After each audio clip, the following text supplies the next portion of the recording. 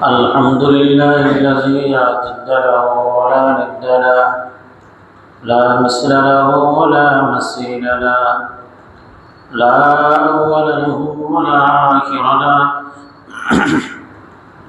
لا بداية له ولا نهاية له.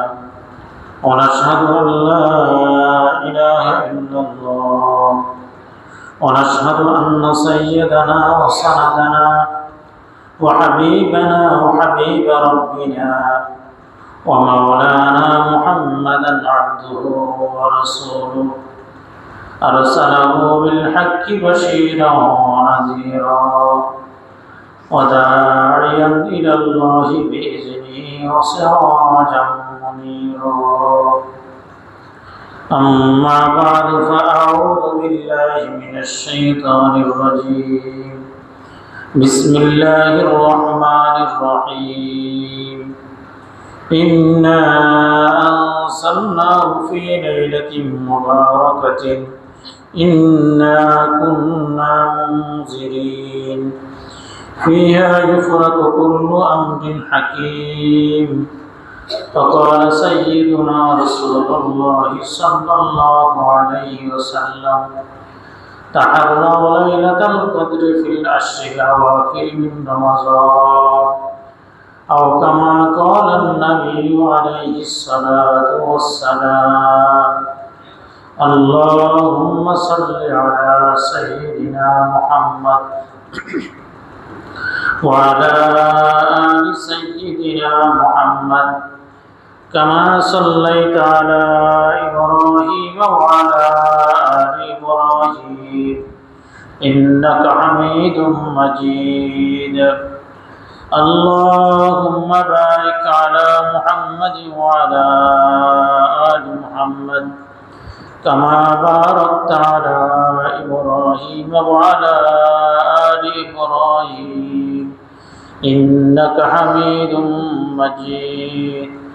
اللهم صل على سيدنا محمد كلما ذكره الذاكرون وكلما غفل عن ذكره الغافلون. أستغفر الله الذي لا إله إلا هو الحي القيوم وأتوب إليه، لا حول ولا قوة إلا بالله العلي العظيم. أستغفر الله الذي لا إله إلا هو الحي القيوم وأتوب إليه، لا حول ولا قوة إلا بالله العلي العظيم.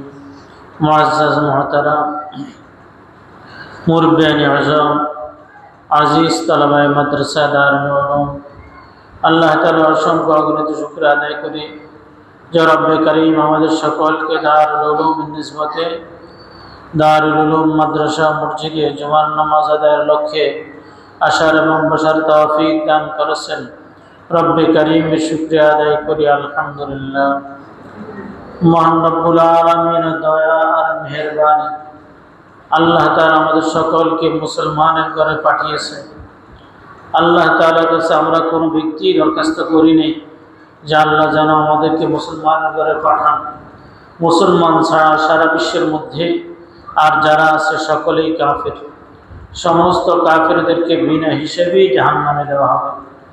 আর যারা মুসলমান, আল্লাহ তাআলার দয়া আর রহম করম, যখন আল্লাহ তাআলাকে আমরা রাজি করতে পারবো, আল্লাহ তাআলার হুকুম অনুযায়ী জিন্দেগিকে অতিবাহিত করতে পারবো, তাহলে আশা করা যায় আল্লাহ তাআলা আমাদেরকে জান্নাত দান করবেন।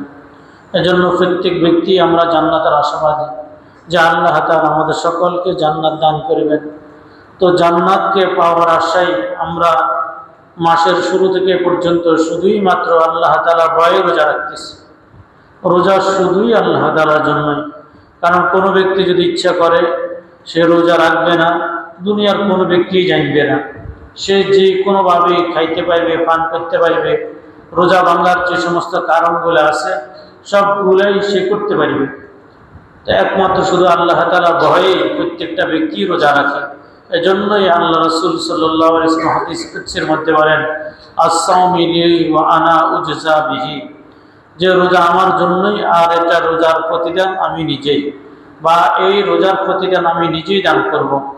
আল্লাহ তাআলা প্রতিটা আহকামের কারণে, প্রতিটা হুকুম মানার কারণে, ইবাদতের পরিবর্তে আল্লাহ তাআলা পুরস্কার কি কি দিবেন এটা আল্লাহ তাআলা ঘোষণা করছেন। রোজার পুরস্কার কি হবে এটা আল্লাহ তাআলা বলেন না, বলে আমি নিজ হাতেই দান করব। তো আল্লাহ তাআলা যখন নিজ কুদরতি হাতে দান করবেন, তাহলে এটা কত বড়ই না আমাদের জন্য সৌভাগ্য, কত বড় সৌভাগ্য যে আল্লাহ তাআলার সাথে আমাদের সাক্ষাৎ হবে। কিয়ামতের ময়দানে আল্লাহ তাআলা রোজাদারদের সাথে সাক্ষাৎ দিবে। রোজাদারদের জন্য আল্লাহ তাআলা রায়্যান নামক একটা দরজাকে, জান্নাতের একটা দরজা বানাইছেন স্পেশাল। রোজাদার ওই জান্নাত দিয়েই জান্নাতে যাইবেন, ওই গেট দিয়েই রোজাদার জান্নাতে যাইবেন। ওই দরজা শুধুই মাত্র রোজাদারের জন্য। আর রোজাদারকে আল্লাহ তাআলা এত মহব্বত করে, রোজাদারকে আল্লাহ তাআলা এত বেশি ভালোবাসেন। রোজাদার যে রোজা রাখে, এই রোজা রাখার কারণে তার পেটের থেকেই একটা দুর্গন্ধ বাইর হয়, পাকস্থলী থেকে একটা দুর্গন্ধ বাইর হয়। সারাদিন না খাওয়ার কারণে বলে আল্লাহ তাআলার কাছে এই রোজাদারের যে পাকস্থলীর যে দুর্গন্ধ, এটা আল্লাহ তাআলার কাছে মৃগ নাভির থেকেও বেশি সুগন্ধিময়। আল্লাহ তাআলার কাছে এত বেশি ভালো লাগে রোজাদারের মুখের গন্ধ। মুহাদ্দিসিনে কেরাম এটার ব্যাখ্যা আরো সুন্দরভাবে করছেন। সেটি হলো, তেনারা বলেন, কাল কিয়ামতের ময়দানে রোজাদার যখন উঠবে কিয়ামতের ময়দানে, তো রোজাদারের মুখের থেকেই আলাদা একটা ঘ্রাণ বাইর হবে, যেটা মৃগ নাভির থেকেই অনেক বেশি সুগন্ধময় হবে। এই মুহাদ্দিসিনেরা যে কথাটা বলছেন, তা আল্লাহ তাআলা ইচ্ছা করলে দোনোটাই দিতে পারেন। আল্লাহ তাআলা দুনিয়াতেও যে যারা রোজা রাখে তাদের পাকস্থলীর থেকে যে দুর্গন্ধ বাইর হয়, আল্লাহ তাআলা দুনিয়াতেও আল্লাহ তাআলার কাছে এটা মহব্বত হিসাবে আল্লাহ তাআলা পরিগণিত হইতে পারে। আর আখিরাতে আল্লাহ তাআলা তাদের মুখ দিয়ে ভালো সুগন্ধ বাহির করি আল্লাহ তাআলা তাদেরকে জান্নাত দিবেন। এজন্যই যারা রোজা রাখে আল্লাহ তাআলা তাদেরকে জান্নাত দিবেন। রোজা রাখা এটা জান্নাতের একটা গ্যারান্টি। তারে যারা রোজা রাখতেছি শুধুই মাত্র আল্লাহ তাআলার জন্যই রাখতেছি, খাইতেছি না, পান করতেছি না, এইভাবে যত বদ অভ্যাস আছে সেগুলোও করতেছি না, শুধুই মাত্র আল্লাহ তাআলার জন্য। এজন্যই আল্লাহ তাআলা রোজাদারকে তার পুরস্কার হিসেবে জান্নাত দান করবেন। আল্লাহ তাআলা আমাদের সকলকে জান্নাতবাসী হিসেবে কবুল করেন। তো রোজা শুরু থেকেই তো রাখা শুরু করে দিছি, ভোর রাত্র থেকে সেই সন্ধ্যা পর্যন্ত আমরা পানাহার থেকে আমরা বিরত রইলাম, খাওয়া থেকে বিরত রইলাম, সমস্ত গুনাহ থেকে বিরত রইলাম, শুধুই মাত্র আল্লাহ তাআলার জামানদের জন্য। তো আজকে কয়েকটা রোজা আমাদের থেকে অতিবাহিত হয়ে যেতেছে, সামনে আর মাত্র কয়েকটা রোজা আছে। বাকি রোজাগুলাও যেন আল্লাহ তাআলা আমাদেরকে যেন সুন্দরভাবে রাখার যেন তৌফিক দান করেন। তো রোজা যখন শেষ হয়ে যায়, তো রাসূল সাল্লাল্লাহু আলাইহি সাল্লাম হাদিসের মধ্যে আছে, সাদ্দামি ইজারাহু, রাসূল সাল্লাল্লাহু আলাইহি সাল্লাম যখন রোজা শেষ হয়ে আসতেন, তো রাসূল সাল্লাল্লাহু আলাইহি সাল্লাম নিজে কয়েকটা কাজ করতেন। আইকাযা আহলাহু ওয়া সাদ্দামি ইজারাহু, দুইটা কাজ করতেন। এখন রাসূল সাল্লাল্লাহু আলাইহি সাল্লাম শেষ সময়গুলোতে নিজে রাত্রি জাগরণ করতেন, লম্বা লম্বা রুকু সিজদা করতেন, লম্বা লম্বা নামাজ পড়তেন, দীর্ঘ সময় নামাজ পড়তেন, দীর্ঘ সময় ইবাদত করতেন। এবং তিনি কি করতেন, নিজের পরিবারের বর্গ যারা, তাদেরকে শেষ 10 দিনের মধ্যে জাগ্রত করে দিতেন। অর্থাৎ নিজে অন্য সময় নফল নামাজের জন্য, নফল ইবাদতের জন্য রাসূল সাল্লাল্লাহু আলাইহি ওয়াসাল্লাম কোনো তাকিদ দিতেন না। ওরা হাদিসের মধ্যে আছে রাসূল সাল্লাল্লাহু আলাইহি ওয়াসাল্লাম তাহাজ্জুদ করতেন, আম্মা জান আয়েশার পা রাসূলের সিজদার জায়গার মধ্যে চলে আসতো। তো রাসূল সিজদার জায়গা থেকে আয়েশার পাকে সরাইয়া আবার রাসূল সিজদা দিতেন না, আহলিয়াকে জাগাইতেন না যে তাহাজ্জুদ পড়ো, উঠো তাহাজ্জুদ পড়ো, এই ধরনের কোনো কথা রাসূল সাল্লাল্লাহু আলাইহি ওয়াসাল্লাম অন্য সময় বলতেন না। কিন্তু রমজানের শেষ দশকে রাসূল সাল্লাল্লাহু আলাইহি ওয়াসাল্লাম নিজের পরিবার বর্গ যারা, নিজের স্ত্রী বৃন্দ, তাদেরকে জাগ্রত করতেন, তারা যেন শেষ দশকে যেন বেশি ইবাদত করে। তাহলে রাসূল সাল্লাল্লাহু আলাইহি ওয়াসাল্লাম সুন্নতের মধ্যে বড় একটা সুন্নত হলো শেষ দশকের মধ্যে রাত্র জাগ্রত থেকে ইবাদত করা। আমরা সকলেই চেষ্টা করব রাত্র জাগ্রত থেকে ইবাদত করা। এটা কঠিন বিষয় না, তারাবির নামাজের পরে আর কিছু সময় জাগ্রত থাকলেই তো রাত্র অতিবাহিত হয়ে যায়। এজন্য চেষ্টা করব রাত্রিগুলোর মধ্যেই বেশি বেশি লম্বা লম্বা সিজদা দেওয়া, যাদের কোরআন তেলাওয়াত কম হয়েছে কোরআন তেলাওয়াত করা, যাদের ইস্তেগফার কম হয়েছে ইস্তেগফার কি বেশি বেশি করা, যাদের লা ইলাহা ইল্লাল্লাহর জিকির কম হয়েছে তারা বেশি বেশি এই আমলগুলা করা। যাদের দিলে এখন এই কথায় ইতমিনানি হয় নাই যে আমি জান্নাতওয়ালা, তারা আল্লাহ তাআলার কাছে বেশি জান্নাতের জন্য কান্নাকাটি করা, জান্নাতের জন্য কান্নাকাটি করা। আল্লাহ তাআলা সবচাইতে বেশি পছন্দ করেন যেটা, সেটা হলো মানুষের চোখের পানি। এটা আল্লাহ তাআলা বেশি পছন্দ করেন।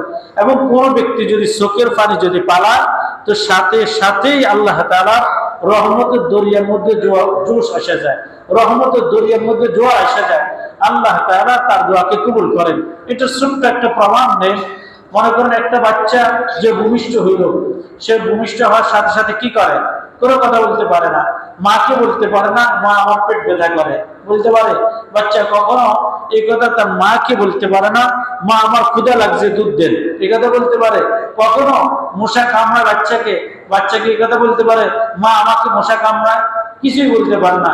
পেশাব করে দিলে বাচ্চা কখনো বলতে পারে না মা আমি পেশাব করে দিছি, ঠান্ডা লাগতেছে শীতকাল, আমার খাতাটা একটু পরিবর্তন করে আনেন। পায়খানা করে দিলে বাচ্চা কখনো বলতে পারে না যে আমি পায়খানা করে দিছি, মা আমার খাতাটা একটু পরিবর্তন করেন। এইভাবে একটা বাচ্চার 2 থেকে 3 বছর পর্যন্ত বাচ্চারা কখনো তাদের তাদের যে চাহিদা, এই চাহিদাকে মা বাবা কারো কাছেই তারা কিন্তু প্রকাশ করতে পারে না। পারে বলেন? পারে না।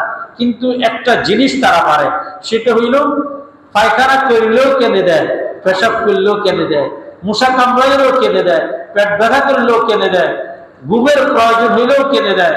যখন যেটা প্রয়োজন হয়, প্রয়োজনের জন্য শুধু একটাই ভাষা তাদের, সেই ভাষাটা কি? চোখের পানি। শুধু একটাই ভাষা, সেটা হলো কি? চোখের পানি আর কেঁদে দেওয়া।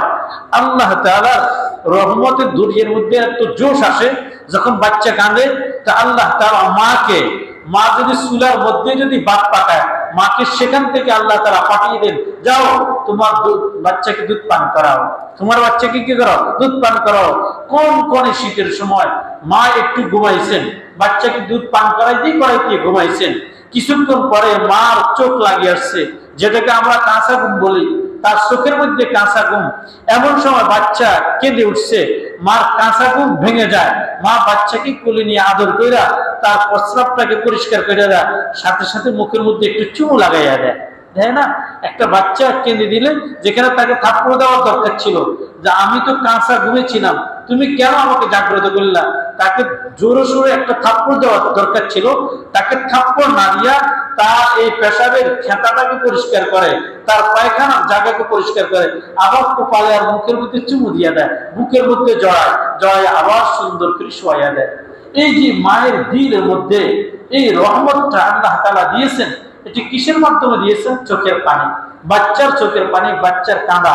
ওই বাচ্চার মতো যদি আমরাও যদি এইভাবে যদি কাঁদতে পারি, তো আল্লাহ তাআলা যেরকম বাচ্চার প্রতিটা কান্নার বিনিময়ে তার কথাকে, তার দিল সাহাবকে আল্লাহ তাআলা কবুল করেন। আমরাও যদি আল্লাহ তাআলার কাছে যদি কাঁদতে পারি, আল্লাহ তাআলা আমাদের দিলের যে চাহিদা, আল্লাহ তাআলা চাহিদা পূরণ করে দিবেন। আল্লাহ তাআলা কি করে দিবেন? চাহিদা পূরণ করে দিবেন। প্রত্যেকের চাহিদা আল্লাহ তাআলা পূরণ করবেন চোখের পানির মাধ্যমে। কিন্তু আমরা আমাদের চোখের পানি পড়ে না, আমরা চোখের পানি পালাই না, আমরা কখনো আমাদের হাজত গুলাকে আল্লাহ তাআলার কাছে পেশ করি না, আল্লাহ তাআলার কাছে পেশ করি না। প্রত্যেকেরই উচিত আল্লাহ তাআলার কাছে কেঁদে কেঁদে তার চাহিদার কথা পেশ করা। কোন ব্যক্তি যদি মনে করে এই কথা, আমার ব্যাংকের মধ্যে কোটি টাকা আছে, বিল্ডিং এর মধ্যে শোয়ার আসবাব আছে, ফ্রিজের মধ্যে মাছ আছে, গোস্ত আছে, তারপরে যত আসবাব আছে, সমস্ত আসবাব তো আমার মধ্যে আছে, তাহলে কেন কাঁদবো? কেন কাঁদবো? আমি প্রায় কথা এই কথা বলি, আল্লাহ তাআলা যদি রহমত তার উপর যদি না থাকে, তাহলে ওই আল্লাহর বান্দা কখনো সে টাকার উপর ভরসা করে চলতে পারবে না, ফ্রিজের মাছ গোস্তের উপর ভরসা করে চলতে পারবে না, কোনো কিছুর উপর ভরসা করে চলতে পারবে না। আল্লাহ তাআলার রহমত যদি উঠে যায়, আল্লাহ তাআলা রহমত যদি উঠে যায়, তখন আল্লাহ তাআলা সমস্ত কিছু আপনার থেকে ছিনিয়ে আনিবে, শুধুই মাত্র দাঁত ব্যথা দিয়ে দিবে। কি দিবে বলেন? শুধুই মাত্র দাঁত ব্যথা দিয়ে দিবে। এই এক দাঁত ব্যথার কারণে ভাত খাইতে ভালো লাগবে না, শুইতে ভালো লাগবে না, বসতে ভালো লাগবে না, হাঁটতে ভালো লাগবে না। আল্লাহ তাআলা যদি দাঁত ব্যথা যদি ভালো না করে, ব্যাংকের কোনো টাকাও আপনার কাজে আসবে না, আপনার ফ্রিজের গোশত কোনো কাজে আসবে না, মাছ কোনো কাজে আসবে না। আল্লাহ তাআলা যদি রহমতকে যদি উঠে আনেন, এজন্যই আপনারও কাঁদার দরকার। আল্লাহ তাআলাকে বলার দরকার, আল্লাহ তুমি আমাদেরকে বরকতের জিন্দেগি দান করো, আমাদের কি দান করো, বরকতের জিন্দেগি দান করো, রহমতের জিন্দেগি দান করো। তোমার দয়া না হইলে আমরা বাঁচতে পারবো না। বনি ইসরাইলের এক ব্যক্তি, তার ব্যাপারে হাদিসে পাকের মধ্যে আছে, ওই ব্যক্তি আল্লাহ তাআলার কাছে দোয়া করছেন, আল্লাহ তুমি আমাকে বেরিয়া ইবাদত করার তৌফিক দান করো, বেরিয়া ইবাদত করার তৌফিক দান করো। মানে লোক দেখানো ব্যতীত, যেটার মধ্যে কোনো লৌকিকতা নাই, শুধুই তোমার জন্য ইবাদত করব। আল্লাহ তাআলা তাকে সুযোগ দিলেন, সে জঙ্গলে চলে গেল, সে সেখানে যে ইবাদত করে। আল্লাহ তাআলা তার খাবারের 1500 বছর পর্যন্ত সে জীবিত ছিল, আল্লাহ তাআলা তার খাবারের উত্তম ব্যবস্থা করছেন। এই ব্যক্তি যখন ইন্তেকাল করছেন, ইন্তেকালের পরে এই ব্যক্তিকে আল্লাহ তাআলা বললেন, যাও বান্দা, আমার রহমত দ্বারা জান্নাতে চলে যাও, আমার রহমত দ্বারা জান্নাতে চলে যাও। ওই আল্লাহর বান্দা বললেন, আল্লাহ 1500 বছর পর্যন্ত বেরিয়া ইবাদত করছি, জঙ্গলের মধ্যে থাইকা, কেউই জানে না, শুধুই মাত্র তোমার ইবাদত করলাম। আমার ইবাদত কই? তাহলে আমি যে ইবাদত করলাম, আমার ইবাদতের বিনিময়ে তুমি জান্নাত না দান কইরা তুমি বলতেছো তুমি তোমার দয়ার দ্বারা যেন আমি জান্নাতে যাই। আল্লাহ তাআলা বলেন, ঠিক আছে। ফেরেশতাদেরকে বললেন, আমার বান্দাকে একটু জাহান্নামের পাশ দিয়ে ঘুরায় নাও, যেখান থেকে জাহান্নামের একটু মাত্র তাপ আসতেছে, এখান থেকে ঘুরায় নাও। ওইখান দিয়ে নিতেছে, তার একবারে কলিজার সমস্ত পানি শুকিয়ে গেছে। আল্লাহ তাআলা আরেকজন ফেরেশতাকে পাঠিয়ে দিলেন। ওই ফেরেশতা বলতেছে, পানি পানি পানি। আমাদের ঢাকা শহরে তার সদরঘাট মঞ্চের মধ্যে যেরকম ডিম বিক্রেতারা বলে, ও ডিম ডিম ডিম ডিম, তার রাস্তাঘাটে যাইতে আমরা যখন গাড়ি দিয়ে যাই, যেখানে জ্যাম পড়ে, এখানে পানি বিক্রেতা বলে পানি পানি পানি পানি, এটাই বলে। আপনি যখন পানি চাইবেন তো বলবে 20 টাকা দাও, এক বোতল পানি দিব।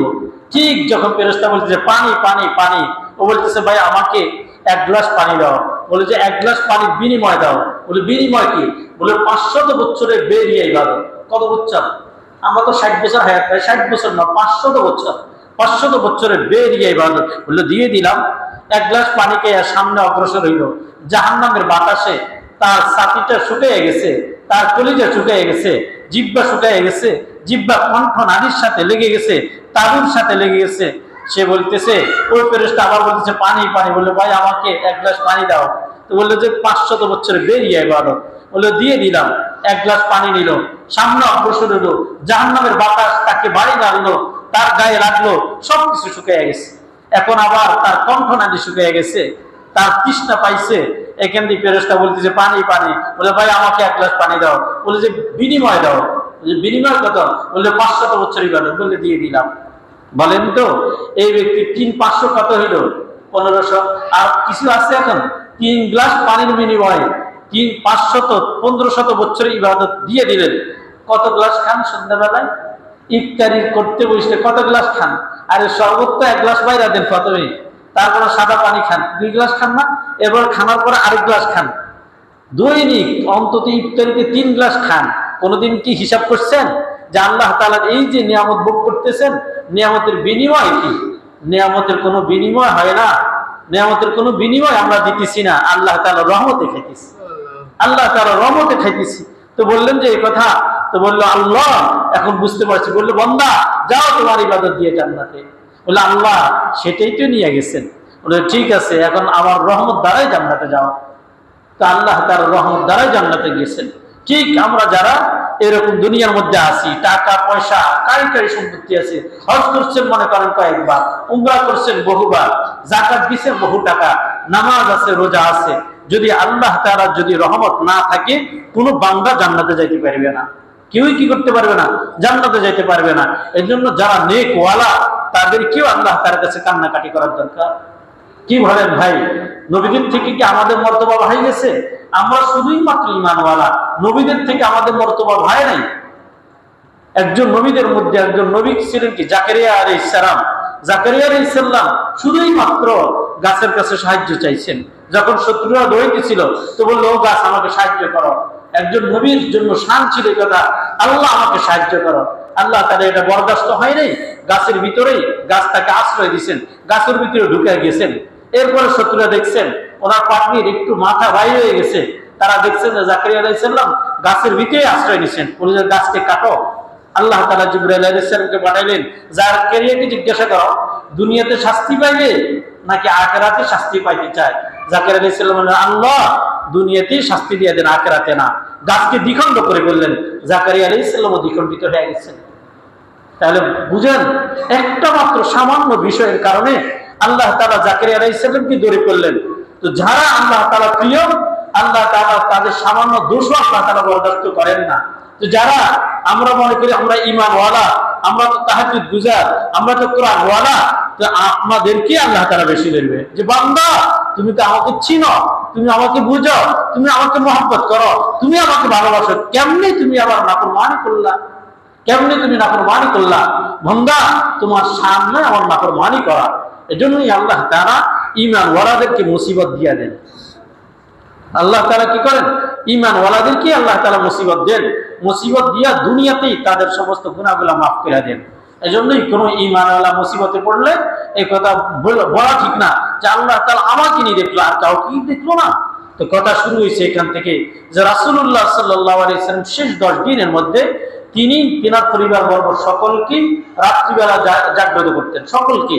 শেষ 10 দিনের মধ্যে আমরা আপনারা যারা আছি বলেন আমাদের আমলনামার মধ্যে গুনাহ নাই? এইরকম কোন ব্যক্তি বলতে পারবো আমার আমলনামার মধ্যে কোনো গুনাহ নাই, একবারে আমি মাসুম? ব্যক্তির নাম মাসুম হইতে পারে, কি বলেন? ব্যক্তির নাম কি হইতে পারে? মাসুম হইতে পারে, কিন্তু প্রকৃতপক্ষে আমি মাসুম না, প্রত্যেকেরই গুনাহ আছে। এজন্যই নিজের গুনাহের কথা স্মরণ করে এই দিনগুলাতে, রাত্রিগুলাতে আল্লাহ তাআলার কাছে বেশি বেশি কান্নাকাটি করার দরকার। আল্লাহ যেন আমার আপনার প্রত্যেকের গুনাহ যেন মাফ করে দেন। আর কোনো ব্যক্তি যদি এই কথা বলেন আমার আমলনামার মধ্যে কোনো গুনাহ নাই, আল্লাহ তাআলা দয়া করে আমার গুনাহ মাফ করে দিয়েছে, অসুবিধা নাই। আল্লাহ তাআলার উপরে এরকম আশা করার দরকার যে প্রত্যেকেই দোয়া করবে, কান্নাকাটি করবে, আশাও করবে আল্লাহ তাআলা আমাকে মাফ করে দিয়েছেন। কিন্তু আপনার আব্বা আম্মা গুনাহ করছেন, তাদের গুনাহ মাফ চাওয়া এটা কি আমার দরকার না? আমার আব্বা আম্মা তো দুনিয়া থেকে চলে গেছে, তাদের মাধ্যমেই আল্লাহ তাআলা পৃথিবীকে আমাকে পাঠিয়েছেন পৃথিবীর মধ্যে। এজন্যই প্রত্যেকের মা বাবা প্রত্যেকের কাছে প্রাপ্য, মৃত্যুর পরে এটা প্রাপ্য যে মা বাবার জন্য যেন দোয়া করেন, মা বাবার জন্য যেন কি করে? দোয়া করে, কান্নাকাটি করে আল্লাহ তাআলার কাছে। এই কথা আল্লাহ তাআলার কাছে বলার দরকার যে আল্লাহ আমার মা বাবার সমস্ত গুনাহগুলো মাফ করে তাদেরকে জান্নাত দান করেন, মাফ করে দিয়ে জান্নাত দান করেন। প্রত্যেক ব্যক্তি প্রত্যেক সময় আমাদের এলাকার মধ্যে আলহামদুলিল্লাহ এটা নাই, অনেক এলাকার মধ্যে ছিল, এটা আল্লাহর শুকর, এটা নাই। সেটা হলো কি যে হুজুর দ্বারা দোয়া করা, হুজুর আমার আব্বা আমার জন্য দোয়া করেন, হুজুর খতম করেন, হুজুর বড় খতমের দোয়া করেন, এটা না ভাই, এটা না ভাই। বরং নিজের মা বাবার জন্য নিজেই কাঁদবেন। আপনার যতটুকু চোখের পানি আসবে, ওলামা হযরতদের আপনার মা বাবার জন্য এরকম চোখের পানি আসবে না। আপনার ভাষা আল্লাহ তাআলা বুঝেন। আমি তো প্রায় সময় বলি নোয়াখালীর ভাষা এটা আল্লাহ তাআলা বানাইছেন, কুমিল্লার ভাষা কে বানাইছেন? আল্লাহ তাআলা বানাইছেন। আমেরিকার ভাষা কে বানাইছেন? চায়নাদের ভাষা, তারা যে ভাষা বলে আমরা তো বুঝিয়ে না, তাদের ভাষা কে বানাইছে? আল্লাহ তাআলা বানাইছেন। প্রত্যেকের ভাষাই আল্লাহ তাআলা বুঝেন।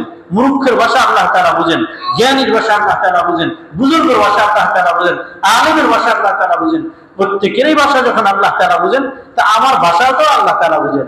এই জন্য প্রত্যেকে নিজের মা বাবার জন্য আল্লাহ তাআলার কাছে কাঁদবেন। এবং প্রত্যেক ফরজ নামাজ, আমরা নামাজ পড়ি না, সত্য নামাজ, আমরা শুধুই মনে করি কোরআন শরীফ পড়ে বলবো এই কথা, আল্লাহ আমি যে কোরআন শরীফ পড়ছি এটা নেকি আমার আব্বা আমার কবরে পৌঁছাই দেন না, এটা না। শুধু এটা না, যে কোনো এক কাজ করি আমি বলতে পারি এই কথা, আল্লাহ আমার এই নেকের হাদিয়াটুকু আপনি আমার মা বাবার কবরে পৌঁছাই দেন। ফরজ নামাজ পড়ি না আমরা, জোহরের নামাজ পড়লাম, কিছুক্ষণ পরে জুমার নামাজ পড়বো, বলতে পারি এই কথা, আমার জুমার নামাজের নেকি, আমার জোহরের নামাজের নেকি আল্লাহ আপনি আমার মা বাবার কবরে পৌঁছাই দেন। আচ্ছা, এই কথা বললে আপনার লাভ হবে না ক্ষতি হবে এটা জানেন? লাভ হবে। কি হবে বলেন? লাভ হবে, কোনো ক্ষতি হবে না। কিরকম লাভে লাভ? কিসে লাভ বলেন? লাভে লাভ, মানে লাভের তার মধ্যেও লাভ। সেটা কি? আপনি জুমার নামাজ পড়লেন, জুমার নেকি তো আপনার আমল নামা তো উঠলোই। আর যখন আপনি বললেন আল্লাহ আমার মা বাবার কবরের হাদিয়াটুকু পৌঁছাই দিন, তো তাদের কবরেও আল্লাহ তাআলা জুমার হাদিয়া পৌঁছাই দিবে। তাহলে আপনারটা কিন্তু যায় না, আপনারটা কিন্তু কি করে না, যায় না। তাহলে লাভে কি হলো? লাভ হইলো। তাহলে কি পূর্ণতা কেন? এই জন্যই প্রত্যেকে ফরজ নামাজ আদায় করি, যে কোনো এক কাজ করে বলবো আল্লাহ আমার আব্বা আম্মার কবরের হাদিয়াটুকু পৌঁছাই দেন। তাহলে রাসূল সাল্লাল্লাহু আলাইহি ওয়াসাল্লাম শেষ 10 দিনে তিনি নিজের পরিবার বর্গকে জাগ্রত করে ইবাদতে লাগিয়ে দিতেন। আমরা নিজেরাও ইবাদত করবো, ঘরওয়ালাদেরকেও ইবাদত কথা বলবো। অসাদ্দাবি ইজারাহু, আর কি করতেন? রাসূল সাল্লাল্লাহু আলাইহি ওয়াসাল্লাম কোমরের মধ্যে কাপড় বাঁধতেন। কোমরের মধ্যে কি বাঁধতেন? কাপড় বাঁধতেন। দেখেন না, যারা শক্ত কাজ করে, কঠিন কাজ করে, গাছ কাটে, লাকড়ি বানায়, তারা কি করে? কোমরের মধ্যে গামছাটা টাক করে বাঁধে। কেন বাঁধে? খিসে যত খিসানি হবে কোমরের মধ্যে কাপড় বাঁধা তত শক্তি বাড়ে, তত কি বাড়ে? শক্তি বাড়ে। তো রাসূল সাল্লাল্লাহু আলাইহি সাল্লাম শেষ 10 দিনের মধ্যে কাপড় বাঁধতেন যেন ইবাদতের মধ্যে শক্তি পায়। এটার জন্য নয় যে গাঁটকে গাঁট কাপড় বিক্রি করতে হবে, ব্যবসায়ীরা এটা করে। বিভিন্ন লোকের যখন রমজানের শেষ দশক চলে আসে তখন কাজের ব্যস্ততা বেড়ে যায়। কাজের ব্যস্ততা কি করে যায়? বেড়ে যায়, 2 গুণ 3 গুণ বেড়ে যায়। রাসূল সাল্লাল্লাহু আলাইহি ওয়াসাল্লাম সুন্নত এটা নয়। রাসূলের সুন্নত হলো শেষ 10 দিনের মধ্যে কাপড় কোমরে বাঁধতেন, বাঁধে ইবাদত করতেন। আমরাও আমাদের ইবাদত করব, অন্তত যদি এতটুকু না পারি, আমরা রাসূল সাল্লাল্লাহু আলাইহি সাল্লামের উম্মত, শেষ জামানার লোক। খুলিকাল ইনসানু যায়ীফা, আল্লাহ তাআলা তো মানুষদেরকে বানাইছি দুর্বল বানাইয়া। কি বলেন, দুর্বল না? বছরের শুরুতেও, জীবনের শুরুতেও পায়খানাকে হাত দিয়ে গুলি মুখে লাগাইছি, নাকে লাগাইছি। জীবনের শেষ মুহূর্তে কি করে? তখনই তো পায়খানাকে হাতে পায়ে লাগাইয়া তখনও গায়ের মধ্যে মাখে। কেউ যদি অসুস্থ হয় না ভাই, প্যারালাইসিস আক্রান্ত হলে, বিভিন্ন অসুস্থতা হলে, তারপরে তার ব্রেন স্ট্রোক করলে, তখন পায়খানার দুর্গন্ধ তার কাছে দুর্গন্ধ লাগে না। তাহলে শেষেও দুর্বল, শুরুতেও দুর্বল, মাঝখান দিয়ে একটু আমরা লাফাই আর কি। মাঝখান দিয়ে একটু কি করি? একটু লাফাই আর কি। ভাই বন্ধুগণ, এই লাফানোর সময়টাকেই কাজে লাগানোর দরকার। যে ব্যক্তি যৌবন কালে কামাই রোজগার করে, সে ব্যক্তি বৃদ্ধ বয়সে বসে বসে খায়। আর যে ব্যক্তি যৌবন কালে তার সময়টাকে কাজে লাগায় না, তাস খেলা, জুয়া খেলা, হিরোইনের আড্ডা, মদের আড্ডার মধ্যে লাগাই দেয়, কর্মজীবনে তার দুঃখের কোনো শেষ থাকে না। এজন্যই যে ব্যক্তি যৌবনকালে ইবাদত করবে তার আখিরাত সুন্দর হবে।